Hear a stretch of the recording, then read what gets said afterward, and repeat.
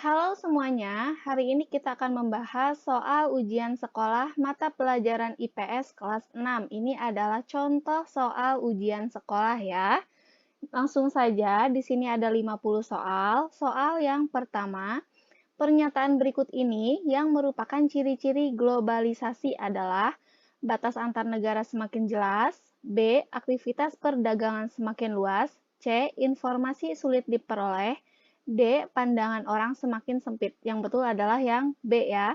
Aktivitas perdagangan semakin luas, semakin mudah dan semakin luas. Selanjutnya nomor 2, salah satu cara menyikapi dampak globalisasi adalah A. Meniru gaya hidup konsumtif, B. Meniru pengaruh globalisasi yang positif, C. Memanfaatkan teknologi komunikasi untuk sesuatu yang negatif, D. Menerima semua budaya asing tanpa sikap selektif. Nah, ini tentu saja salah ya, yang D. Yang betul adalah yang B. Meniru pengaruh globalisasi yang positif. Selanjutnya nomor 3, yang harus dilakukan oleh seorang pelajar dalam menghadapi globalisasi adalah A. Memilih yang sesuai untuk diri sendiri, B. Mengikuti perkembangan teknologi dengan membeli peralatan canggih, C. Belajar mengikuti kemajuan zaman dengan banyak bertanya pada orang yang lebih tahu, D. Belajar sendiri melalui internet dengan sesuka hati. Nah, yang betul adalah yang C ya, ini lebih bijak. Jadi, jangan langsung semuanya lihat ke internet, tapi kalian juga harus bertanya kepada orang yang lebih tahu, lebih paham gitu. Kan kalau di internet tuh bebas ya, nggak semuanya baik. Kalian tuh masih perlu memfilter informasi yang didapat dari internet. Nah, selanjutnya nomor 4. Berikut ini dampak negatif dari arus globalisasi adalah A. Perubahan gaya komunikasi dan informasi, B. Masyarakat semakin maju, C. Bergesernya nilai-nilai kebudayaan, D. Mudah bergaul dengan siapa saja. Yang betul adalah yang C ya, bergesernya nilai-nilai kebudayaan. Ini adalah salah satu dampak negatif dari globalisasi. Selanjutnya, nomor 5, di era globalisasi kita bisa mengirimkan surat elektronik melalui internet yang disebut email, SMS, telegram, faksimil. Yang betul adalah yang A ya, email, surat elektronik, email itu ya. Selanjutnya nomor 6. Budaya asing yang perlu ditiru adalah individualisme, egoisme, fanatisme, atau disiplin. Yang perlu ditiru adalah yang tentu saja sikap disiplinnya ya, disiplin waktu, apalagi itu orang Jepang, mereka terkenal dengan disiplin waktunya. Nomor 7, globalisasi telah mendorong banyaknya perusahaan asing di Indonesia. Dampak positif dari berdirinya perusahaan asing di Indonesia adalah A. Pencemaran lingkungan, B. Lahan produktif semakin berkurang, C. Peningkatan devisa negara, atau D. Menguntungkan perusahaan asing. Yang betul adalah yang C ya, peningkatan devisa negara atau peningkatan penghasilan untuk negara tersebut. Selanjutnya, nomor 8. Saat ini informasi ilmu pengetahuan dapat diakses di seluruh dunia. Hal ini tidak terlepas dari keberadaan telepon, internet, radio, atau perusahaan asing. Yang betul adalah internet. Dengan adanya internet sangat mudah sekali ya, kita sekarang bisa belajar dari rumah, walaupun ada pandemi harus diam di rumah, kita tetap bisa belajar dari rumah. Selanjutnya, nomor 18, seseorang yang melakukan kegiatan impor wajib memiliki, jawabannya adalah yang B ya, APID. APID ini kependekan dari angka pengenal importir terbatas. Selanjutnya nomor 19, contoh makanan yang berasal dari negara asing adalah A, B, C, atau D. Yang betul adalah jawabannya tentu saja semua tahu ya, yang C. Ini mudah sekali.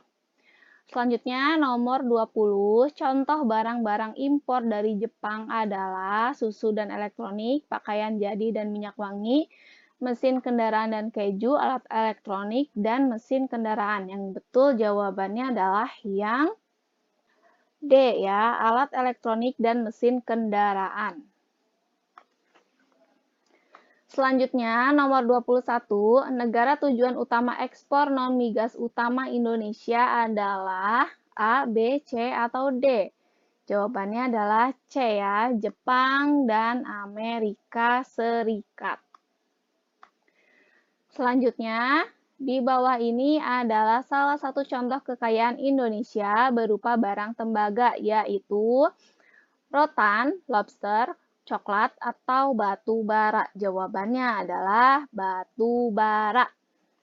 Selanjutnya, nomor 23, salah satu kebijakan pemerintah untuk melindungi perekonomian dalam negeri adalah menaikkan bea ekspor, menaikkan bea impor, mengurangi ekspor, mengurangi impor. Salah satu kebijakannya adalah mengurangi impor atau mengurangi membeli barang dari luar negeri ya, memasukkan barang dari luar negeri ke dalam negeri.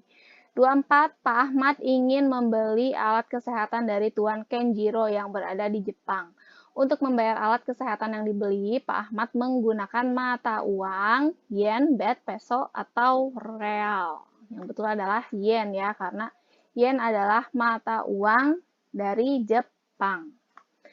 Nomor 25, Indonesia memiliki perkebunan yang sangat luas. Salah satunya kebun teh. Salah satu negara yang membeli teh dari Indonesia adalah Malaysia, Jepang, Meksiko, atau Pakistan. Jawabannya adalah ini ya, yang D, Pakistan. Selanjutnya, 26, keuntungan kegiatan impor bagi Indonesia adalah mengurangi pengangguran, menambah devisa, mengurangi jumlah produksi dalam negeri, atau kebutuhan dalam negeri tercukupi. Keuntungannya apa? Keuntungannya adalah yang D ya. Jadi ketika penghasilan misalkan beras nih, beras di dalam produksi dalam negeri itu kurang, maka untuk memenuhi kebutuhan masyarakat Indonesia, maka diadakanlah impor beras.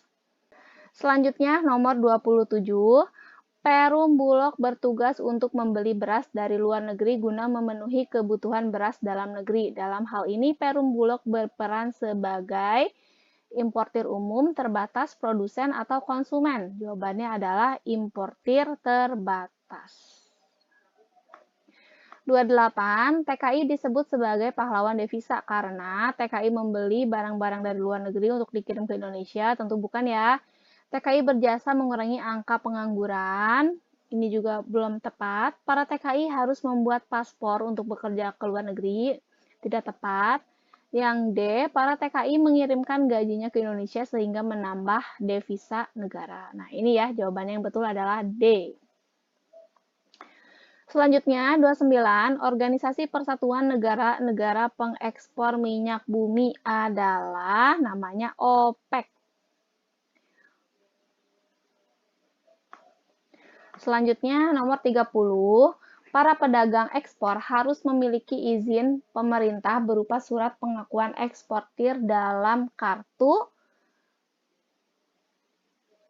B ya, kartu AP namanya. Selanjutnya, nomor 31 berikut ini adalah badan usaha yang dikelola oleh negara adalah Gudang Garam, Telkom, Astra, atau Jawa Pos. Yang betul jawabannya adalah Telkom. Selanjutnya, nomor 32, batas alam yang memisahkan antara benua Afrika dan benua Eropa adalah Laut Merah, Hitam, Laut Tengah, atau Laut Kaspia. Jawabannya adalah Laut Hitam. Selanjutnya, 33, gunung tertinggi di benua Eropa adalah Kilimanjaro, Elbrus, Mount Everest, atau Himalaya. Jawabannya adalah Elbrus di Eropa. Selanjutnya, nomor 34. Berikut ini upaya yang tepat untuk mencegah pemanasan global adalah A. Membuang sampah pada tempatnya, B. Tidak membuang limbah ke sungai, C. Menambah pohon di sekitar lingkungan, atau D. Membuat waduk untuk menampung air hujan. Yang betul adalah jawabannya yang C. Menanam pohon di sekitar lingkungan. Selanjutnya, 35, gurun terbesar di benua Afrika adalah Sinai, Gobi, Sahara, atau Kalahari. Jawabannya yang betul adalah Sahara, gurun Sahara. Selanjutnya, nomor 36, berikut ini ciri khas negara India. dan merupakan 7 dari keajaiban di dunia adalah Menara Eiffel, Taj Mahal, The Great Wall, atau piramida. Yang betul adalah Taj Mahal ya jawabannya. Nomor 37, organisasi bentukan Jepang untuk menarik simpati bangsa Indonesia agar bersedia membantu Jepang melawan sekutu adalah Fujinkai, PETA, Jawa Hakokai, atau Heiho. Jawabannya adalah Jawa Hokokai. Selanjutnya nomor 38, berikut ini yang termasuk pertempuran yang terjadi untuk mempertahankan kemerdekaan Indonesia adalah Perang Paderi, Perlawanan Rakyat Aceh, Perang Puputan di Bali, Pertempuran Surabaya. Yang betul jawabannya D ya, Pertempuran Surabaya.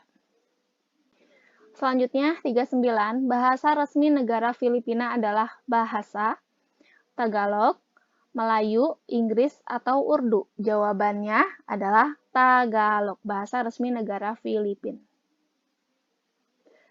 Berdasarkan Deklarasi Juanda, batas wilayah Indonesia diukur dari garis dasar pantai pulau terluar sejauh 3 mil, 12 mil, 200 mil, atau 200 km. Jawabannya adalah yang B ya, 12 mil. Selanjutnya 41, pengakuan kedaulatan Indonesia atas Jawa, Sumatera, dan Madura secara de facto terjadi dalam perundingan. De facto itu maksudnya secara fakta ya, fakta, secara fakta dalam perundingan Linggarjati, KMB, Renville, atau Rumroyen. Jawabannya yang Renville. Selanjutnya, 42, nama suku yang ada di Pulau Lombok adalah Nias, Sasak, Baduy, atau Batak. Jawabannya yang betul adalah suku Sasak. Selanjutnya, 43, hasil utama dari negara Thailand adalah kelapa sawit, minyak bumi, beras, atau timah. Jawabannya yang betul adalah beras.